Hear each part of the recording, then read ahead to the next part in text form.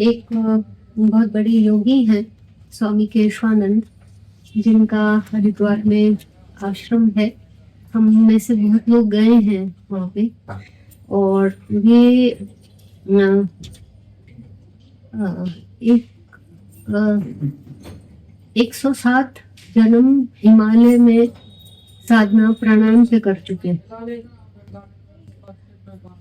107 जन्म प्राणायाम की कर चुके हैं। तो वो जो अभी केशवानंद जी बन के आए थे, तो उनका चरित्र बहुत बड़ा है। और उनका जो पिछला जन्म था वो ज्यादातर हिमालय में रहते थे, पर कभी कभी हरिद्वार भी आते थे। गंगा घाट में उनका आश्रम है, पर उन्होंने फिर ज्यादा समय अपनी साधना के लिए वृंदावन में भी बिताया। तो वहां उन्होंने एक मंदिर बनाया कात्यायनी देवी का। सो उन्होंने मुझे बहुत सारी बातें अपने जीवन के बारे में बताई। उन्होंने वो भी दिया, प्राणायाम की दीक्षा दी। और वे महारत रखते हैं प्राणायाम में। तो उन्होंने मुझे अपने बारे में जो बहुत सारी बातें बताई, फिर बोले कि इसके अलावा अगर तेरे को और जानना है मेरे बारे में, तुझे आना पड़ेगा और तुम आ जाओ।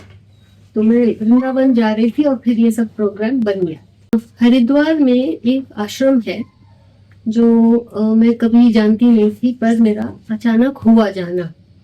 तो वहां पे एक बहुत बड़े योगी आके चले गए जो प्राणायाम के ऊपर पता नहीं कितने जीवन दे चुके हैं। केशवानंद जी के आश्रम है, का आश्रम है हरिद्वार में।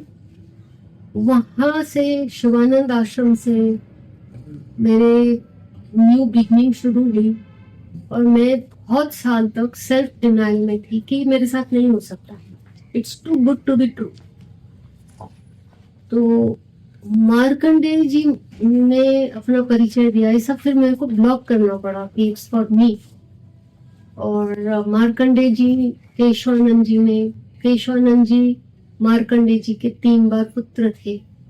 और इनसे सिर्फ एक गलती हुई थी जिसके कारण वे अपने मार्ग से एक बार भटके थे। तो जब ये मैंने जीवनियां देखी तो मुझे समझ आया कि मुझे भगवान 11 बार हिमालय भेज के फेल इसलिए कर रहे थे क्योंकि मुझे इससे भी बड़ा काम करना है।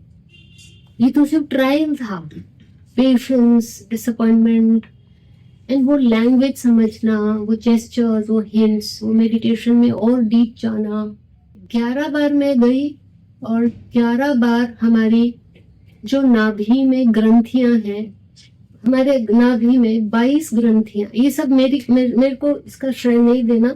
ये जो मैं बता रही हूँ, ये मेरे वर्ष गए, मुझे ऋषि मुनि मिले, उन्होंने मुझे सब बताया।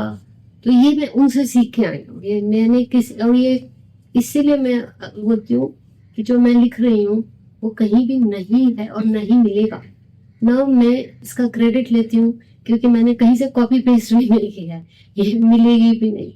सो आपको भी ऐसे सोचना चाहिए कि आपके ऊपर आज कृपा है, हुई है, और वो आपको मेरे द्वारा मिल रहा है। तो हमारे नाभि में एक्चुअली एक एक करके उन्होंने मुझे अपनी ग्रंथियां बताया कि 3 शक्तियां होती है हमारे अंदर जो मनुष्य को जगानी होती है। वो है संकल्प शक्ति, इच्छा शक्ति और क्रिया शक्ति। तो ये मेरे लिए सब नया था कि ये कैसे हो सकता है, ये क्या चीज है। और हमारे अंदर रेयरेस्ट ऑफ रेयर दिव्य शक्तियां होती हैं, जिनके टोटल हमारी ग्रंथियां 22 होती हैं, पर 22 सबकी खुलती नहीं है, रेयर कभी किसी की खुली होती है। तो मेरी 11 अटेम्प्ट्स में 11 ग्रंथियां खोल दी गई। उसमें 3 मेन थी इच्छा शक्ति, जो मैं नाकामयाब हुई। उससे मेरे को ये समझ आई कि हर बार जब मैं फेल हुई तो रिन्यूड एनर्जीज के साथ मैं वापस गई कि और इच्छा करो, इसको जगाओ।